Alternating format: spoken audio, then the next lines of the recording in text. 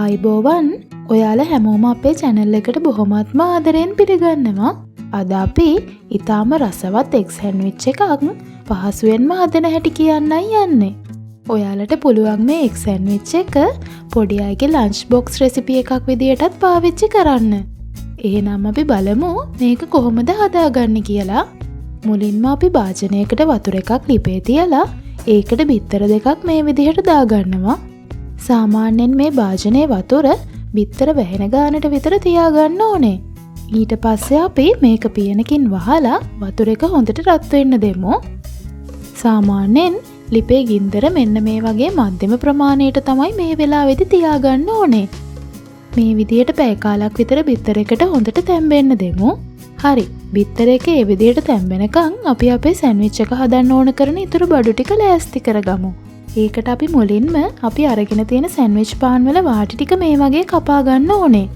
අපි මෙතෙන්දී සෑන්ඩ්විච් පාන් රාත්තලක් මේකට අරගත්තා. තවත් වැදගත් දෙයක් තමයි මේ පාන් පෙති කපා ගනිද්දී හොඳට කැපෙන පිහියක් මේකට පාවිච්චි කරන්න. එතකොට වාටි ලස්සනට කපා ගත්ත හැකියි. හරි. දැන් අපි මේ පාන් පෙති දෙකේ වාටි කපාගෙන ඉවරයි. ඒ වගේම තමයි මේ වාටි කපා ගනිද්දී අත මේ විදියට පාන් පෙත්ත මැදින් තියලා අල්ලගන්න. නැත්තම් සමහර වෙලාවට පාන් පෙත්ත කැඩෙන්න බලනවා. මෙන්න මේ විදියට අපි ඉතුරු පාන් පෙති වලත් වාටි ටික කපා ගමු. පාන් පෙති ටික කපාගෙන ඉවර වෙලා අපි තක්කාලි ටිකත් පොඩියට කපා ගන්න ඕනේ. අපි මේ සෑන්ඩ්විච් එක හදන්න තක්කාලි පොඩි කොටු හැඩයට තමයි කපා ගන්නෙ. ඒකට මුලින්ම මේ විදියට තක්කාලි ගෙඩිය එක පැත්තකට තීරු කපා ගන්න ඕනේ.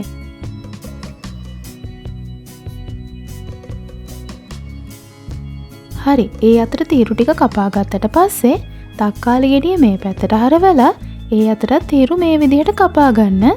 මේ වැඩේ ගොඩක් පරිස්සමට කරගන්න ඕනේ.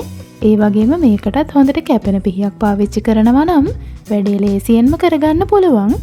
ඒ පැත්තටත් තීරු කපාගෙන ඉවර වෙලා තක්කාලි ගෙඩිය මේ අතට හරවලා කොටු හැඩයට කපා ගන්න. මේ විදියට තක්කාලි කොටු හැඩයට කපා ගන්න එකෙන් අපි හදාගන්න සෑන්ඩ්විච් එකේ ලස්සන ගොඩක් වැඩි වෙනවා. මොකද ලස්සන රතු පාට කොටු විදියට තමයි තක්කාලි පේන්නේ. මම දෙවෙනි තක්කාලි ගෙඩියෙත් කොටු කපන හැටි ඉක්මනින්ම පෙන්නන්නම්. ඉස්සෙල්ලා පැහැදිලි නොවුණු කවුරු හරි ඉන්නවා නම් මේකත් බලන්නකෝ.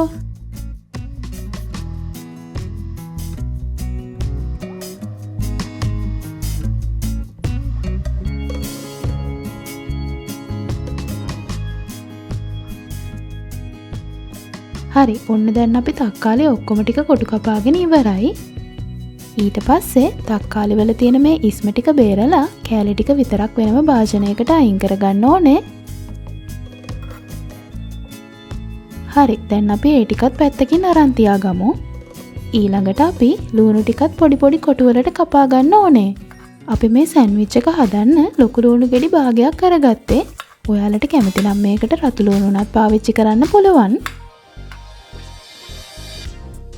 ඒ විදිහට තීරු ටික කපාගෙන ඉවර වෙලා අපි ලුණු ගෙඩිය අනිත් පැත්ත හරවලා මේ අතට තීරු ටික කපා ගන්නවා.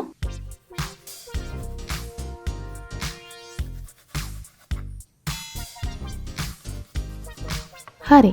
අපි දැන් ලුණු ටිකත් පොඩි කොටු වලට කපාගෙන ඉවරයි. ඒ ටිකත් දැන් පැත්තකින් අරන් තියාගමු.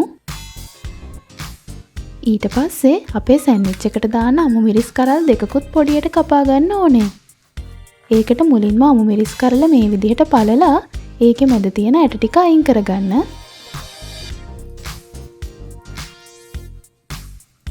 ඇට ටික අයින් කරගත්තට පස්සේ අපි අමු මිරිස් කරල් ටික මේ වගේ පොඩියට කපා ගමු. හරි. ඔන්න දැන් අපි ඒ ටිකත් කපාගෙන ඉවරයි. මේ වෙනකොට අපේ බිත්තර එක තැම්බෙන්න තියාගෙන පැය කාලක් විතර ගිහිල්ලා තියෙන්නේ. දැන් නම් මේකත් හොඳට තැම්බිලා ඇති. මම දැන් මේකෙත් ලිප ඕෆ් කරගන්නවා. ඊළඟට අපි මේ තඹගත්ත බිත්තර දෙක මේකෙන් අයින් කරගමු. දැන් මම මේ දෙක මේ වගේ දීසියකට දාලා නිවෙන්න වතුර ටිකකුත් දාගන්නවා. ටිකක් නිමුණට පස්සේ බිත්තර දෙක අපි සුද්ධ කරගෙන පැත්තකින් තියාගමු. ඊට පස්සේ අපි අපේ සෑන්ඩ්විච් එකට ඕන කරන අබ පේස්ට් එක හදාගන්න ඕනේ. ඒකට මම මෙතන බටර් මේස හැඳි දෙකක් අරගෙන තියෙනවා. දැන් මේ බටර් එකට කුඩු කරගත්ත අබ තේ හැන්දක් මම එකතු කරගන්නවා. ඊළඟට ඒකටම මම ගම්මිරිස් කුඩු තේ හැන්දකුත් දාගන්නවා. ඒ ටිකක් දාගෙන ඉවරුණාම මේ ඔක්කොම ටික හොඳට මිශ්‍ර වෙන විදියට ගෑරුප්පුවකින් මේක කලවම් කරගන්නවා. ඒ ටික කලවම් කරගත්තට පස්සේ මම මේකට දෙහි උෂ බිංදු 5-6කුත් මේ වගේ එකතු කරනවා. දැන් ඒකත් ආයේ හොඳට කලවම් කරගමු. හරි, දැන් අපි අබ පේස්ට් එකත් හදාගෙන ඉවරයි. ඊට පස්සේ මම තම්බගෙන සුද්ධ කරගත්ත බිත්තර දෙක මේ විදිහට පොඩි පොඩි කෑලි වලට කපා ගන්නවා. මෙහෙම කපා ගත්තාම බිත්තර ටික ඉක්මනට පොඩි කරගන්න ලේසියි.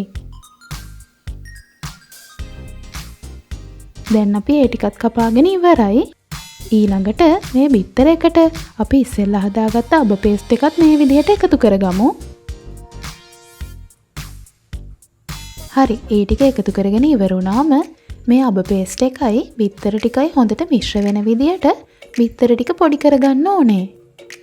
මම මේ වැඩේට මේ වගේ ගෑරුප්පුවක් පාවිච්චි කරනවා. ඒකෙන් මේ ටික පොඩි කරගන්න ගොඩක් ලේසියි. ඔන්න දැන් අපි ඒ ටිකත් පොඩි කරගෙන ඉවරයි. ඊට පස්සේ අපි කොටුවට කපාගත්ත තක්කාලි ටිකත් මේ බිත්තර එකට එකතු කරගමු. තක්කාලි ටික එකතු කරගනිද්දී ඒ වගේ ඉස්ම ගතිය තවත් තියෙනවා නම් ඒ ටික බේරලා කෑලි ටික විතරක් අරගන්න. හරි, දැන් අපි ඒ ටිකත් දාගෙන ඉවරයි. ඊළඟට මේකට පොඩියට කපාගත්ත ලුණු ටිකත් එකතු කරගමු. ලුණු ටික දාගෙන ඉවරුණාට පස්සේ අපි මේකට පොඩියට කපාගත්ත අමු මිරිස් ටිකත් මේ විදියට දාගමු. හරි, දැන් අපි මේකට ලුණු කුඩු ටිකකුත් එකතු කරගන්න ඕනේ. ඒකට මම මේ විදියට මේක හදාගෙන ලුණු කුඩු තේ හැන්දක් විතර මේකට දාගන්නවා. පාන් වලත් ලුණු තියෙන හින්දා අපි මේකට කල්පනාවෙන් ලුණු දාගන්න ඕනේ. මම දැන් මේ ඔක්කොම ටික හොඳට මිශ්‍ර වෙන විදියට ගෑරුප්පුව පාවිච්චි කරලා කලවම් කරගන්නවා. මේ වෙලාවේදී ලුණු ගම්මිරිස් එහෙම බලලා ඔයාලට තව මදි කියලා හිතෙනවා නම් තව ටිකක් මේ මිශ්‍රණයට එකතු කරගන්න. හරි, ඔන්න දැන් අපි අපේ සෑන්ඩ්විච් එකේ පේස්ට් එක හදාගෙන ඉවරයි. ඊට පස්සේ අපි පෙති කපාගත්ත පාන් වල මේ පේස්ට් එක මේ විදිහට තවර ගන්න ඕනේ.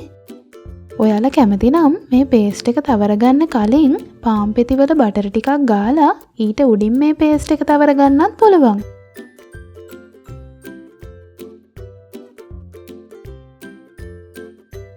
හරි, දැන් අපි ඒක තවරගෙන ඉවරයි. ඊළඟට මම තව පාන් පෙත්තක් අරගෙන මේක උඩින් තියලා ටිකක් හොඳට තද කරගන්නවා. ඊට පස්සේ අපි මේක පැත්තකින් තියාගමු. මේ විදිහට මම තව පාන් පෙත්තක් අරගෙන ඒකෙත් මේ බිත්තර පේස්ට් එක තවර ගන්නවා. අපි මේ මිශ්‍රණයට තක්කාලි දාගනිද්දී ඒකේ තියෙන ඉස්ම බේරලා දාගන්න හේතුව තමයි තක්කාලි ටික ඒ වගේ ඉස්මත් එක්කම දැම්මොත් මේ මිශ්‍රණයේ දියාරු ගතිය වැඩි වෙනවා. එහෙම වුණාම පාන් පෙතිත් පෙඟිලා අපේ සෑන්ඩ්විච් එක හොඳට හදාගන්න බැරි වෙනවා. හරි, මේ වගේ අපි ඔක්කොම පාන් පෙති ටික හදාගමු. ඒ ටිකත් හදාගෙන ඉවරුණාම අපි මේ පාන් පෙති ටික මේ වගේ ත්‍රිකෝණ විදියට කපා ගමු. මේ බලන්නකෝ මේ සෑන්ඩ්විච් එකේ ඇතුළ කොහොමද කියලා. මේ තියෙන්නේ ඒ විදියට අපි හදාගත්ත ඔක්කොම සෑන්ඩ්විච් පාන් ටික. බලන්න යාළුවනේ කොච්චර අපූර්වට අපේ සෑන්ඩ්විච් එක අපි හදාගෙන තියෙනවද කියලා. දැක්කමත් කන්න ආස හිතෙනව නේද? ඕනම කෙනෙක්ට ඉතාම පහසුවෙන් හදාගන්න පුළුවන් මේ සෑන්ඩ්විච් එක ඔයාලත් ගෙදරදී හදලා රස අපටත් කියන්න. ඒ වගේම මේ වීඩියෝ එක ගැන ඔයාලගේ වටිනා අදහස් පහලින් සටහන් කරන්නත් අමතක කරන්න එපා. ඒ අදහස් තමයි අපිව තව තවත් දිරිමත් කරන්නේ. එහෙනම් මෙවැනිම රසවත් වීඩියෝ එකකින් හමු වෙනකන් ගිහින් එන්නම්.